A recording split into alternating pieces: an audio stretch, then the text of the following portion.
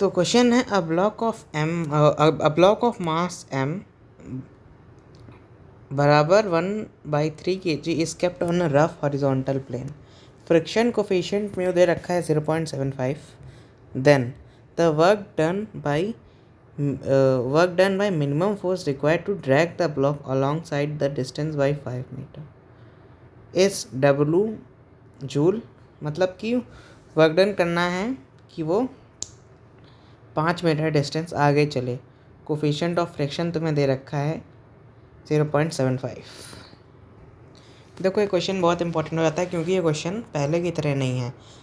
तुम्हें देखो सिंपल सी बात है कि तुम्हें अगर इसको आगे बक्से को आगे खींचना है तो you have to apply the force at an angle theta. That force has to be F minimum and you have to learn it as a result that the minimum force required is equals to overcome the friction is implies that F minimum is equals to mu times mg upon bracket open 1 plus mu square bracket close की power 1/2, यानी कि mu times mg upon under root में 1 plus mu square. ठीक है, ये होगा minimum force. अब ये मिनिमम फोर्स एक एंगल थीटा पर लगेगा। ठीक है, तो पहले तुम अब एक और रिजल्ट, यहाँ पे 2 रिजल्ट याद रखना है। अगर कभी भी ऐसा क्वेश्चन है तो मैं 2 रिजल्ट तुरंत करना चाहिए कि ऐसे केस में जो थीटा होता है तो जो टैन थीटा होता है अगर F minimum at an angle theta लगा है हॉरिजॉन्टल प्लेन से। क्या बोला मैंने? अगर इस बात को लिखो, अगर मिनिमम फोर्स चाहिए तुम्हें ब्लॉक को ताकि वो फ्रिक्शन के अगेंस्ट आगे बढ़ सके, तो एफ मिनिमम अगर एक एंगल थीटा पर लगा है तो जो टैन थीटा होता है वो कोफिशिएंट ऑफ फ्रिक्शन के बराबर होता है। और एफ मिनिमम की जो वैल्यू होती है वो होती है mu M G upon under root में 1 प्लस म्यू स्क्वायर। क्या इतनी बात तुम्हें हमेशा के लिए याद रहेंगी? अरे हाँ या ना? अरे बोलो ना यार, अरे बोलो ना यार, क्या बोला मैंने? टैन थीटा होता है अगर ऐसे केस में तुम्हें फोर्स मिनिमम चाहिए ताकि ब्लॉक मूव कर जाए, तुम्हें कोफिशिएंट ऑफ फ्रिक्शन गिवन है, ब्लॉक का मास गिवन है। सिंपल सा क्वेश्चन है। ठीक है, कितना फोर्स मिनिमम चाहिए। अब तुम्हें इसका वर्क डन पूछ लिया है तो वर्क डन अलग बात है, तुम पहले फोर्स मिनिमम की बात करोगे। तो फोर्स मिनिमम क्या होगा? फोर्स मिनिमम किसी एक एंगल थीटा पर लगेगा। और 2 रिजल्ट तुम्हें याद रखने हैं, एफ मिनिमम की वैल्यू जो कि होती है mu M G upon under root में 1 प्लस म्यू स्क्वायर। और अगर हॉरिजॉन्टल प्लेन से जो फोर्स ने लगाया एफ मिनिमम वो थीटा डिग्री एंगल पे है, तो जो टैन थीटा होता है वो बराबर होता है तुम्हारा कोफिशिएंट ऑफ फ्रिक्शन के। क्या बोला मैंने? जो टैन थीटा है वो बराबर होता है कोफिशिएंट ऑफ फ्रिक्शन के। थीटा क्या है? थीटा वो एंगल ऑफ इंक्लिनेशन है जिस एंगल पर तुम मिनिमम फोर्स लगाओगे ताकि ब्लॉक जस्ट मूव कर पाए, ओवरकम कर पाए फ्रिक्शन को। क्या इतनी बात समझ में आती है? अरे हाँ या ना? इसका 8 जूल है। देखो ब्लॉक ओवर ब्लॉक का प्रॉब्लम है। ब्लॉक ओवर ब्लॉक तुम्हें पता है क्या कहते थे? रिकॉल करो। देखो सबसे पहले हम लोग ये मान लेते थे कि स्टेप 1 क्या था। सबसे पहले मान लो कि दोनों कॉमन एक्सेलरेशन a0 से चल रहे हैं। ठीक है, मान लो, तुम ये बात तुम मान लो कि दोनों ब्लॉक जो है वो कॉमन एक्सेलरेशन a0 से चल रहे हैं और तुम वो एक्सेलरेशन निकाल लो जो कि आएगा तुम्हारा ए बराबर एफ जो कि लगा। क्यों? क्योंकि एफ नेट एक्सटर्नल, मोहित सर ने क्या लिखवाया था? F net external upon mass of the system. I repeat, F net external upon mass of the system. अब देखो फ्रिक्शन, अगर तुम एफ बनाते हो ब्लॉक का तो फ्रिक्शन लगता है। फ्रिक्शन जो है वो एक्सटर्नल फोर्स नहीं इंटरनल फोर्स में आ जाता है, तो एफ नेट इंटरनल जो तुमने लगाया वही होता है। या फिर जो रस्सा कस्सी मेथड से इधर उधर कट कुट के जो आता है, अगर ग्राउंड स्मूथ नहीं है, यहाँ पे ग्राउंड स्मूथ है तो वो नहीं, डायरेक्ट वो एफ नेट जो आता है वही लगेगा कि मस एफ नेट एक्सटर्नल अपन मास, तो तुम एक्सेलरेशन निकाल लो। फिर अगला स्टेप क्या होता था? टिक 1 टिक 2 टिक 3। अगला स्टेप होता था कि तुम चेक करो कि क्या फिसला फिसली होगी, क्या फिसला फिसली होगी। ठीक है, उसके बाद अगर फिसला फिसली नहीं होगी तो तुम सही जा रहे हो, अगर फिसला फिसली नहीं होगी तो तुम सही जा रहे हो। पर अगर फिसला फिसली हुई, पर अगर फिसला फिसली हुई तो तुम्हें एक A1 का एक्सेलरेशन अलग मान लो, ब्लॉक 1 का A2 का एक्सेलरेशन अलग मान लो, और दोनों का अलग अलग FVD बनाओ और दोनों के एक्सेलरेशन निकाल दो। ऐसा कुछ हम करते थे टू ब्लॉक प्रॉब्लम में, याद होगा तुम्हें। चलो, तो तुम वैसे ही सॉल्व करोगे, कॉमन एक्सेलरेशन तुम निकालोगे, ठीक है, जो कि तुम्हारा आएगा फोर्स बराबर टोटल मास, जो कि तुम्हारा आएगा 4/3, ठीक है। अब FR के तुम मैक्सिमम वैल्यू निकालोगे, जो कि म्यू इंटू नॉर्मल होगा है, जो कि दोनों के बीच में लग रहा है ऊपर वाले पे, तो वो आएगा 2 न्यूटन, ठीक है। तो 2 न्यूटन तक क्षमता है, 2 न्यूटन तक वो बचा सकता है। एक्चुअल में लग कितना रहा है? लग रहा है तुम्हारा 4 न्यूटन। कितना लग रहा है? 4 न्यूटन। तो क्या फिसला फिसली होगी? जवाब है हाँ।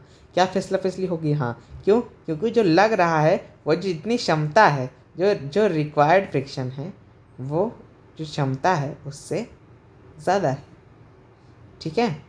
F रिक्वायर्ड जो है वो 8/3 है। रिक्वायर्ड फ्रिक्शन में तो निकालोगे वो 8/3 है। F रिक्वायर्ड, अरे यार अम्मा यार, वो उसको F रिक्वायर्ड ही तो A को एक्सेलरेशन प्रोवाइड करेगा, जो कि तुम्हारा 8/3 आ रहा है। तो क्लियरली तुम्हें दिख रहा है कि F रिक्वायर्ड जो है वो ज़्यादा है F जो तुम्हें दे सकता है, इसलिए फिसला फिसली होगी।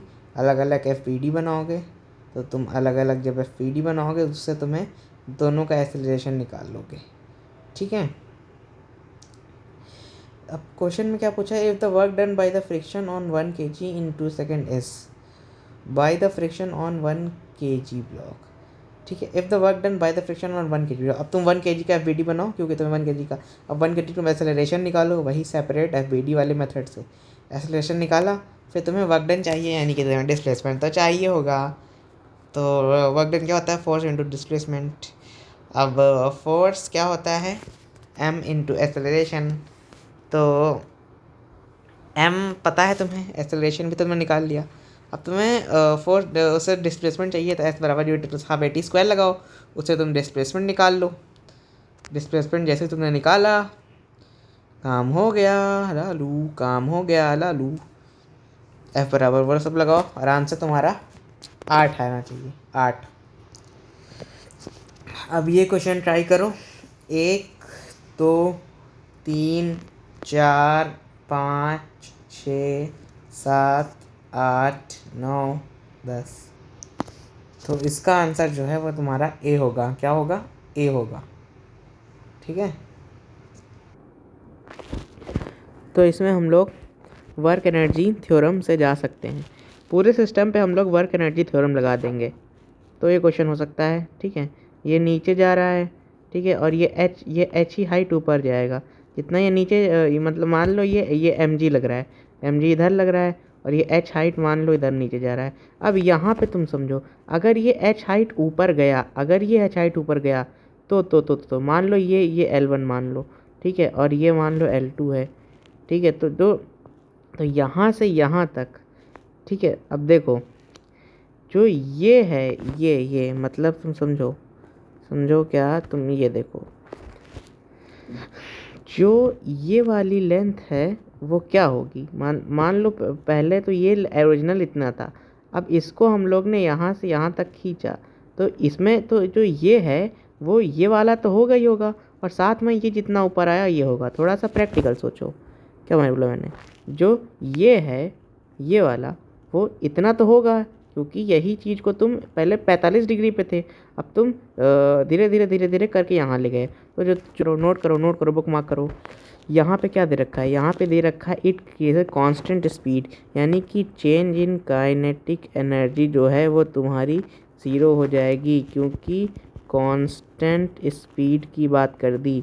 अगर यहीं पे ऐसा टर्म दिया होता कि वेरी स्लोली, क्या दिया होता वेरी स्लोली, तब भी तुम यही कंसेप्ट का इस्तेमाल करके थी चेंज इन काइनेटिक एनर्जी तुम्हारा 0 होता, ठीक है। क्या इतनी बात समझ में आती है? हाँ, ठीक है। तो अब तुम्हारा आखिरी में जो वर्क डन बाय टेंशन भी on a whole system work done by tension on a system is also 0। तो तुम्हारे पास सिर्फ एक ही चीज़ बचेगा, work done by man plus work done by mg बराबर 0।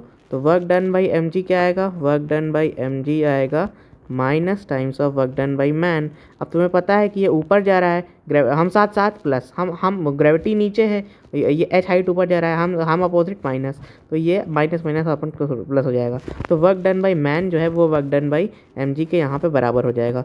Work done by man work done by M G बराबर होगा। अब M G work done by M G, यानी कि यहाँ से एम जी क्या होगा, work done by M G क्या होगा, वही वर्क डन बाई मैन होगा। अब work done by M G क्या होता है, एम जी 4 mgh। अब इसका तुम्हें h चाहिए। अब h जो है वो ये लेंथ होगी ना, वर्क डन बाई ये वाला लेंथ, यानी कि L2 की बात होगी ना। अरे यार mgh ही होता है, ठीक है, mgh ही होता है। h तुम निकाल लोगे L2 माइनस L1 से, और ट्रिग्नोमेट्री लगाओगे h अपने आप आएगा। और ऑप्शन ए को जब तुम मॉडिफाई करोगे तो ये जो h अपने आप बन जाएगा। अगला क्वेश्चन है, अ radial force F is equals to A upon R square R cap acts on a particle. The work done by the force in displacing a particle from 1,0 to 3,4 is।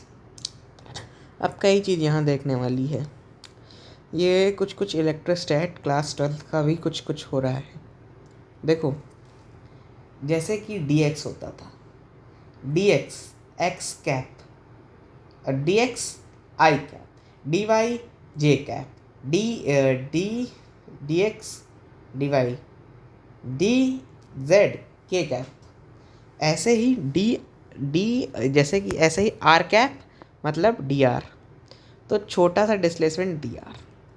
अब देखो, are cap एक particle पे act हो रहा है जो कि एक सेंट्रल फोर्स है। सेंट्रल फोर्स क्या क्या, जो कि टुवर्ड्स द सेंटर या अवे फ्रॉम द सेंटर लगे, क्या बोला मैंने, central force towards the centre, away from the centre.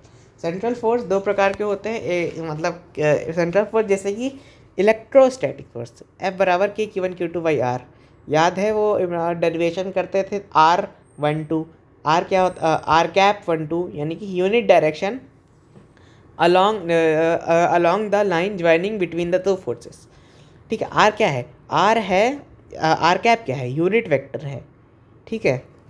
अब यहाँ पे जो आर कैप है वो यूनिट वेक्टर है, उस दिशा में जो line joining along the two forces होती है, ठीक है। अब देखो, वर्क डन क्या होता है, वर्क डन होता है इंटीग्रेशन ऑफ dx। यहाँ पे क्या होगा, वर्क डन हो जाएगा यहाँ integration of f into D R, ठीक है। वर्क डन क्या होता है, integration of f into D R. अब f तुम्हें पता है, अब लिमिट उसकी जो d के साथ हो, ठीक है। अब डी आर की क्या लिमिट रखोगे। अब यहीं पे मेन चीज़ आती है कि जो r होता है वो होता है r यहाँ पे एक पोजीशन वेक्टर है फ्रॉम ओरिजिन से। क्यों, क्योंकि वो सबसे पहले पार्टिकल कहाँ पे है, 1,0 पे है, तो 0,0 से वो पार्टिकल 1,0 पे है। तो जो r है, याद करो जब भी तुम कोऑर्डिनेट सिस्टम बनाते हो वेक्टर 3D में, तो ओरिजिन पोजीशन वेक्टर, यानी कि ओरिजिन से एक वेक्टर की जो दूरी है वो पोजीशन वेक्टर कहलाती है, जो कि यहाँ पे डिस्टेंस फॉर्मूला से निकलेगी। तो लिमिट क्या रखोगे, जो पहला वाला कोऑर्डिनेट है उसकी ओरिजिन से डिस्टेंस लोअर लिमिट होगी, और अपर लिमिट जहाँ तक वो गया, जहाँ तक डिस्प्लेसमेंट हुआ, तो जो दूसरा वाला कोऑर्डिनेट है उसकी ओरिजिन से डिस्टेंस, ये होगा तुम्हारा r1 और r2, जो कि तुम्हारा लिमिट में जाएगा, और तुम इसको ऐसे से समझ सकते हो कि देखो, ये तुम्हारा होगा a अपॉन आर स्क्वायर और r cap dot D R. R cap क्या है, आर कैप एक जो भी है वो line joining between the two forces के बीच एक लाइन है, जिसको हम लोग डिस्टेंस ऑफ सेपरेशन r बोल देते हैं, दो चार्जेस के बीच Q1 Q2 के बीच में। तो आर कैप क्या है, unit vector along the direction of r, और डी आर वेक्टर जो है वो भी तो एक वेक्टर है ना, f vector dot D are vector, और डी आर वेक्टर क्या है, small displacement in the direction of r। तो dx और i कैप दोनों साथ साथ, आर कैप क्या है, यूनिट वेक्टर। अब उसका मैग्नीट्यूड क्या होता है, unit vector in the direction of radius, उसका मैग्नीट्यूड 1 होगा। तो R cap dot D R क्या होगा, ए डॉट बी बराबर ए बी कॉस थीटा, तो A R mod of A into mod of B into cos theta. Cos theta क्या होगा, दोनों साथ साथ, दोनों एक ही डायरेक्शन में, रेडियस, तो angle between them 0 degree, cos 0 1। तो क्या बचा, mod of R into mod of D R. Mod of R क्या होगा 1, क्योंकि आर क्या है, R mod of R cap क्या है, unit vector along the direction of x axis, along the direction of radius, unit vector है ना वो, उसका मैग्नीट्यूड क्या होता है 1। तो सिर्फ क्या बचा डी आर। अब तुम्हें ए बाहर आ जाएगा, लिमिट किसकी लगानी है, R1 से R2। अब R1 क्या है, यही मेन इंपॉर्टेंट है। जब तुम वेक्टर पढ़ाया जाता है सिंपल सा डायग्राम बनता है जो कि ओरिजिन से उस पॉइंट, कोई भी एक कोऑर्डिनेट हो गया x1, y1, वो पॉइंट होता है जिसकी डिस्टेंस तुम डिस्टेंस फॉर्मूला से निकालते हो। ऐसे ही दो कोऑर्डिनेट दे रखे हैं तो पहले वाले का डिस्टेंस निकालोगे डिस्टेंस फॉर्मूला से, दूसरे वाले का डिस्टेंस निकालोगे और ओरिजिन से देखोगे, क्योंकि वो पोजीशन वेक्टर है और पोजीशन वेक्टर जो है वो ओरिजिन से शुरू होता है, यहाँ तुम्हें लिमिट रखनी है ना R1 से R2, ठीक है। लिमिट उसकी यहाँ पे डिस्प्लेसमेंट में R है, डिस्प्लेसमेंट क्या है, यहाँ डिस्प्लेसमेंट dx नहीं है, यहाँ पे जो डिस्प्लेसमेंट है वो dr है। तो लिमिट भी किसकी चलेगी, R की चलेगी, जो कि तुम पहला कोऑर्डिनेट दे रखा है वहाँ से यूनिट निकालोगे, लिमिट और डिस्टेंस निकालोगे R1 की, क्योंकि वो R1 से R2 लिमिट चलेगी। समझ पाए, समझ में आ रही होगी जो इस समय आंसर है 4a/5। ये एक रेडियल फोर्स है, मतलब एक सेंट्रल फोर्स है। और यहाँ पर ये ज्यादा इंपॉर्टेंट है, जो लोग डिटेल में जा रहे हैं उनको ये बात समझ पा रहे होंगे कि ये मैंने क्या किया है। ये है mod of R cap dot D R into cos theta, cos theta की वैल्यू कॉस 0 जो कि मुझे पता है 1 होगा। बोला डन। सर ये 5 कैसे आया ये नहीं समझ आया, बहुत ही बढ़िया। अच्छा एक बात बताना दोस्त, अब देखो सिंपल सा क्वेश्चन है, तुम्हें सी पे अगर तुम्हें वेलोसिटी पता चल जाए तो ये क्वेश्चन सिंपल हॉरिजॉन्टल प्रोजेक्टाइल का क्वेश्चन बन जाएगा। वेलोसिटी चाहिए, सिंपल फंडा वेलोसिटी चाहिए, वर्क एनर्जी थ्योरम पे दो। सिंपल फंडा वेलोसिटी चाहिए, वर्क एनर्जी थ्योरम पे दो। लॉस इन पोटेंशियल एनर्जी बराबर gain in potential energy, gain in kinetic energy. Loss कितना हुआ, लॉस अपने आप में ही एक नेगेटिव शब्द है, तो लॉस कितना हुआ, लॉस हुआ तुम्हारा mgh/2 का, ठीक है। लॉस कितना हुआ, हाइट में लॉस कितना हुआ, ठीक है, mgh/2, ये हो गया तुम्हारा loss in potential energy, loss की बात कर रहा हूँ, ठीक है, बराबर gain in kinetic energy. Gain in kinetic energy released from gain कितने हुआ, गेन रिलीज फ्रॉम पॉइंट ए, ठीक है, रिलीज कर रहा है। हम लोग मान के चलेंगे कि इनिशियल जो वेलोसिटी है वो 0 है, क्योंकि उसको रिलीज़ कर रहा है पॉइंट ए से, is kept on a fixed wedge and release from point A. कोई वेलोसिटी दे नहीं रखी है रिलीज़ करने पे, तो हम लोग मान लेंगे कि वेलोसिटी ए पे 0 है। और गेन इन पोटेंशियल बराबर लॉस इन पोटेंशियल बराबर गेन इन काइनेटिक निकालेंगे, जो कि हाफ mv² के बराबर आएगा। तो v होगा √rg, ठीक है। अब तुम्हें वेलोसिटी पता चल गया, अब याद रहे हॉरिजॉन्टल प्रोजेक्टाइल के चट्टे से फॉर्मूला याद रखो कि टाइम पीरियड का फॉर्मूला क्या होता है हॉरिजॉन्टल प्रोजेक्टाइल। तुम्हें रेंज चाहिए, रेंज क्या होती है, रेंज एक्स में खेला हो रहा है, एक्स में वाई में नहीं हो रहा है, कोई इक्वेशन ऑफ मोशन नहीं लगानी है, एक्स में हो रहा है खेला, किस में हो रहा है, एक्स में हो रहा है। रेंज होता है velocity into time, simple, speed is distance equals to speed into time, ठीक है। तो रेंज क्या हो जाएगी, X into T, X T, याद है ना। अगर कोई भी खेला रेंज एक्स में हो रहा है तो क्या हो गया, वेलोसिटी इंटू टाइम। वेलोसिटी तुम्हें पता है √g/, टाइम हॉरिजॉन्टल प्रोजेक्टाइल, यानी कि अगर हॉरिजॉन्टल प्रोजेक्टाइल हो रहा है टाइम पीरियड का फॉर्मूला सिंपल याद होना चाहिए, √2h/g। तो रेंज क्या होगी, range whole √g/h into 2h/g। कटकुटाएगा, आंसर आएगा, कटकुटाएगा, आंसर आएगा, ठीक है। आंसर है h√2। 1 मिनट के अंदर होने वाला क्वेश्चन था। सिंपल सी बात है, अब पार्टिकल ऑफ मास m एक 5 kg का है जो कि कर्व पार्ट में उसको फेंक रहे हैं, और एक्सटर्नल टेंजेंशियल फोर्स है। टेंजेंशियल वर्ड इंपॉर्टेंट है, या फिर तुम ऊपर से यहाँ फेंक रहे हो तो अपने आप मतलब कि इसको धक्का दिया जा रहा है। अब बक्से को जो तुम धक्का दोगे पहाड़ से जो कि एक कर्व फॉर्म में है, तो तुम उसको डीम्ड टू बी एक टेंजेंट मान सकते हो। वैसे कर्व है, पर अगर तुम छोटा सा पार्ट देखो ना, फोर्स इनटू छोटा सा डिस्प्लेसमेंट। तो तुम एक कर्व को तुम एक कर्व भी तो एक स्ट्रेट लाइन का ही पार्ट है, थोड़ा थोड़ा कैलकुलस वैलकुलस अगर तुम लगाओगे तो यहाँ पे जो तुम 5 kg को फेंक रहे हो वो तुम टेंजेंशियली एक एक्सटर्नल फोर्स से फेंक रहे हो। ये टेंजेंशियल वर्ड इंपॉर्टेंट है। एक्सटर्नल फोर्स जो कि टेंजेंशियल है, रफ में है, रफ है यानी कि कोफिशिएंट ऑफ फ्रिक्शन यानी कि फ्रिक्शन फोर्स का भी वर्क डन होगा जैसा ही उसने बोला। ठीक है, ठीक है। Work done by external force of the block, इस वर्क डन निकालना है एक्सटर्नल फोर्स के। वर्क एनर्जी थ्योरम लगाओ। ठीक है, वर्क एनर्जी थ्योरम लगाओ। वर्क एनर्जी थ्योरम बराबर change in kinetic energy. Change in kinetic energy कितनी होगी? स्लोली, स्लोली दे दिया, स्लोली स्लोली स्लोली, कीवर्ड आया वेरी स्लो, हौले हौले, धीरे धीरे, वेरी स्लो। अगर ऐसे प्रजाति के शब्द जहाँ भी लिख जाए समझो change in kinetic energy zero होने वाली है। क्या बोला मैंने? ऐसे ही प्रजाति के शब्द जहाँ भी दिख जाए समझ लो चेंज इन काइनेटिक एनर्जी तुम्हारी जीरो होने वाली है। ठीक है, तो ए से बी पे आ गए। अब work done external, net work done, net work done में सारे वर्क डन भाई ऑल द फोर्सेस बराबर चेंज काइनेटिक एनर्जी। कितने फोर्सेस हैं? पहला फोर्सेस धरती माता का प्यार एम जी होगा ही होगा। दूसरा फोर्सेस सरफेस स्मूथ नहीं है, फ्रिक्शन होगा ही होगा। तीसरा force normal, work done by normal, किसी भी पॉइंट पे नॉर्मल पॉइंट ऑफ कॉन्टैक्ट के परपेंडिकुलर पॉइंट ऑफ कॉन्टैक्ट से अवे सुई, और डिस्प्लेसमेंट फुई, दोनों के बीच में एंगल 90 डिग्री। तो वर्क डन बाई नॉर्मल तो ज़ीरो होना ही होना है। ठीक है, तो क्या क्या बचा? Work done by external agent plus work done by gravity. External agent जो कि टेंजेंशियल लगा रहा है, ठीक है, टेंजेंशियल वर्ड देना चाहिए। Work done by gravity plus work done by friction बराबर जीरो हो जाएगा। वर्क डन बाई ग्रेविटी क्या होगा? पहले बात, हम साथ साथ या हम अलग अलग?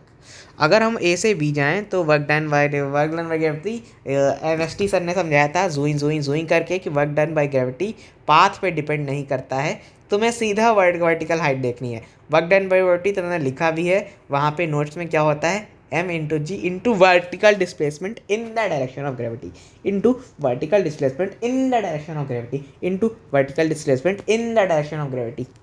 ठीक है, तो वर्टिकल डिस्प्लेसमेंट यहाँ पे इन डायरेक्शन ऑफ ग्रेविटी कितना है? सीधे वर्टिकल हाइट एच लेनी है, बकवास पे ध्यान मत दो। ठीक है, तो एम पता है, जी पता है, वर्टिकल हाइट एच लेनी है। तो अब ये हम साथ साथ या अपोजिट? हम साथ साथ, क्योंकि जी के साथ नीचे आ रहा है तो प्लस में हो जाएगा। अब work done by friction, work done by friction, friction against लगेगा क्योंकि ये इधर आए, फ्रिक्शन लगेगा अपोजिट यानी कि minus minus. Mu times normal, क्या होता है friction? Mu times normal into displacement, displacement displacement displacement displacement कितना होगा फ्रिक्शन का?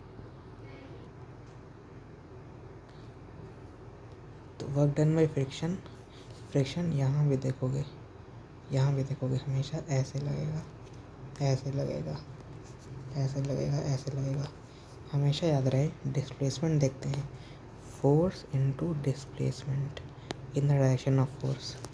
फ्रिक्शन की डायरेक्शन क्या है? फ्रिक्शन की डायरेक्शन जो है वो मोशन के अपोजिट यानी कि इधर। अगर हम लोग अगर इसको हम लोग जूम करें तो एक्चुअल में डिस्प्लेसमेंट तो ऐसे ही हो रहा है, वो इधर इधर इधर जा रहा है, उससे भी नहीं मतलब है।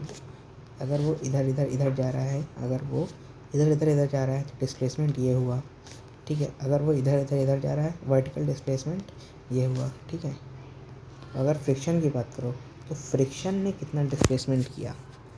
फ्रिक्शन ने यहाँ से लेके यहाँ तक का तुम डिस्प्लेसमेंट बचाओ जो फ्रिक्शन द्वारा हुआ, तो फ्रिक्शन द्वारा जो है वो हॉरिजॉन्टल डिस्प्लेसमेंट होगा। क्यों? क्योंकि फ्रिक्शन हमेशा ऐसे लगता है, ऐसे लगता है, ऐसे ऐसे, तो इसकी डायरेक्शन में डिस्प्लेसमेंट है वो ये कंसीडर किया जाएगा।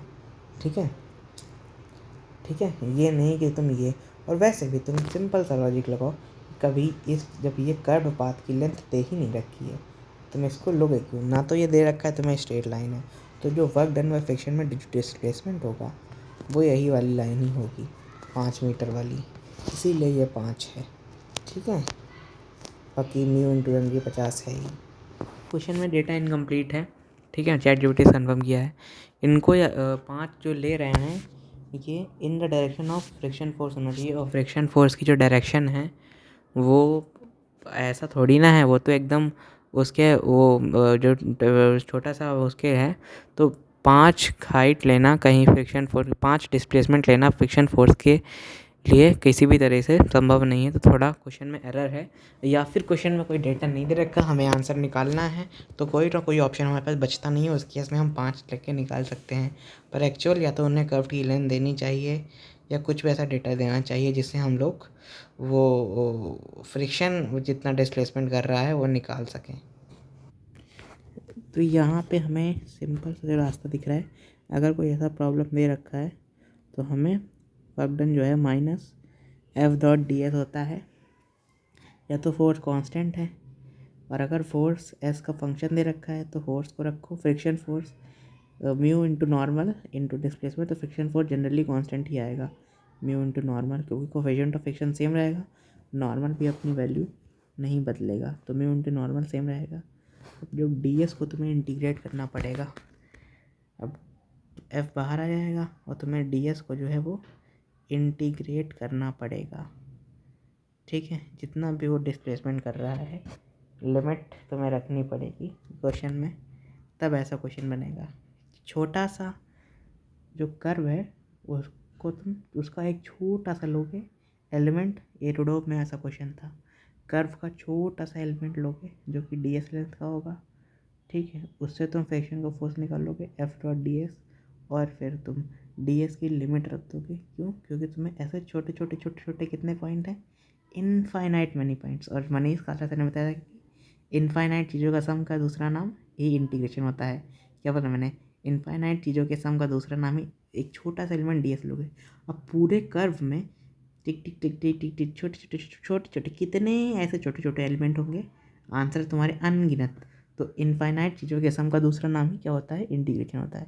तो इंटीग्रेट कर दोगे, लिमिट चला दोगे यहाँ से यहाँ तक, ठीक है, उससे तुम्हें डी एस मिल सकता है, अगर क्वेश्चन और खेलना चाहिए तो। चलो ट्राई करो क्वेश्चन को, आसान क्वेश्चन है, 2 मिनट के अंदर होना चाहिए। 1 2 3 4 5 30 डिग्री से उसको छोड़ा गया है। ठीक है, रेस्ट पे छोड़ा गया है, एक इंक्लाइंड प्लेन है। ठीक है, एक इंक्लाइंड प्लेन है जिसमें इस पार्टिकल को मान लो रेस्ट से छोड़ा गया है। ठीक है, अब यहाँ पे 1 मीटर बाद वो मान लो यहाँ पे आ चुका है। ठीक है, अब यहाँ पे उसके ऊपर फोर्स ऑफ रेजिस्टेंस भी लग रहा है जिसकी वैल्यू एम एस स्क्वायर दे रखी है, ऐसे लग रहा है एफ आर, फ्रिक्शन नहीं है रेजिस्टेंस मान लो, जो कि होगा तो नेगेटिव ही, जिसकी वैल्यू दे रखी है माइनस एम एस स्क्वायर, मतलब एम एस स्क्वायर दे रखी है, माइनस प्लस तो ऑप्शनल है, जो भी है एम एस स्क्वायर दे रखी है, लिखते टाइम तो उसको माइनस ही लेंगे। ठीक है, where S is displacement, S displacement है। अब देखो, अब वर्क एनर्जी थ्योरम जब लगाओगे तो क्या, slides down from left at 30 resistant during the velocity of the particle when s is 1 meter। तो देखो, इनिशियल उसे 0 से छोड़ा गया था, तो हाँ, तो work done by all the forces बराबर चेंज इन काइनेटिक एनर्जी होता है। ठीक है, change in kinetic energy half M V final का स्क्वायर माइनस वी इनिशियल का स्क्वायर। वी फाइनल हो जाएगा तुम्हारा half M V square, V initial तुम्हारा 0 हो जाएगा। क्यों? क्योंकि उसको रेस्ट से एकदम स्लाइड्स फ्रॉम रेस्ट से है, रेस्ट मतलब कि यू जो है वह तुम्हारा 0 है। अब आते हैं तुम्हारा work done by all the forces. इसमें क्या क्या फोर्सेस वर्क करेंगे? एक तो तुम्हारा ग्रेविटी करेगा, work done by gravity. Work done by gravity यानी कि तुम्हें वो एम जी एच करना है। अब या तो तुम ट्रायंगल से एच निकालो, या फिर तुम एम जी साइन थीटा को ही फोर्स कंसीडर कर लो। ठीक है, या तो तुम एम जी एच करो, या तो तुम एम जी साइन थीटा को ही एक फोर्स कंसीडर कर लो, और उससे जितना वर्क हुआ ठीक है, एम जी साइन थीटा को फोर्स कंसीडर कर लो, और वो जितना नीचे आया उसको डिस्प्लेसमेंट मान के एम जी एच से तुम एम जी साइन थीटा, या तो तुम एम जी एच करो फिर हाइट निकालो, वर्टिकल हाइट निकालो, या तो तुम कंपोनेंट ले लो। अब कंपोनेंट ले लो तो ज़्यादा सही रहेगा। क्यों? क्योंकि तुम्हें कंपोनेंट की डायरेक्शन में जो डिस्प्लेसमेंट हो रहा है वो गिवन है। तो एम जी साइन थीटा ले लो और उसकी डायरेक्शन में जो डिस्प्लेसमेंट हो रहा है 1 मीटर, वो ले लो। वो वर्क डन बाय ग्रेविटी हो जाएगा। अगर नहीं मन है तो तुम ट्रायंगल वैंगल दे रखा है तो साइन थीटा से तुम एच का वैल्यू निकालो और एम जी एच ले लो। दोनों बात सेम है।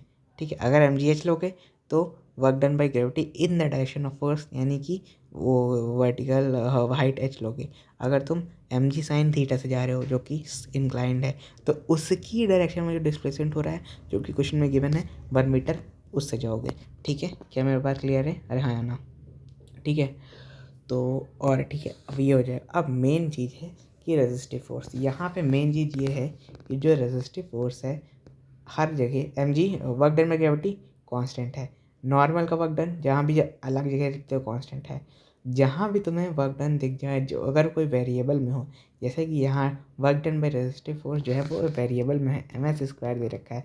मास तो कांस्टेंट है पर डिस्प्लेसमेंट क्या कांस्टेंट है? नहीं, डिस्प्लेसमेंट कंटिन्यूअसली वेरी हो रहा है। तुम्हें डिस्प्लेसमेंट एस बराबर 3 सेकेंड, एस बराबर 5 सेकेंड, एस बराबर जेड सेकेंड, एस बराबर कद्दू सेकेंड, एस बराबर ठेंगा सेकेंड, इस पे पूछ रहा है। यानी कि जो रेजिस्टिव फोर्स है उसका तुम्हें एक्सप्रेशन दे रखा है जो कि रेजिस्टिव फोर्स फंक्शन है डिस्प्लेसमेंट का।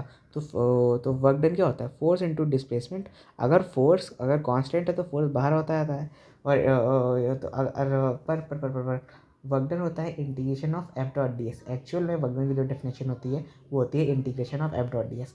अगर एफ कांस्टेंट है तो वो बाहर आ जाता है और इंटीग्रेशन ऑफ डी एस तो छोटा सा डी एस वो पूरा डी एस यानी कि अल्टीमेटली वो ऐसा जाता है। पर यहाँ पे क्या फोर्स कांस्टेंट नहीं, वो खुद डिस्प्लेसमेंट का फंक्शन है। यानी कि यहाँ पे तुम्हें इंटीग्रेट करना पड़ेगा इन। ठीक है, तो एफ का जो M S square M constant है बाहर आ जाएगा।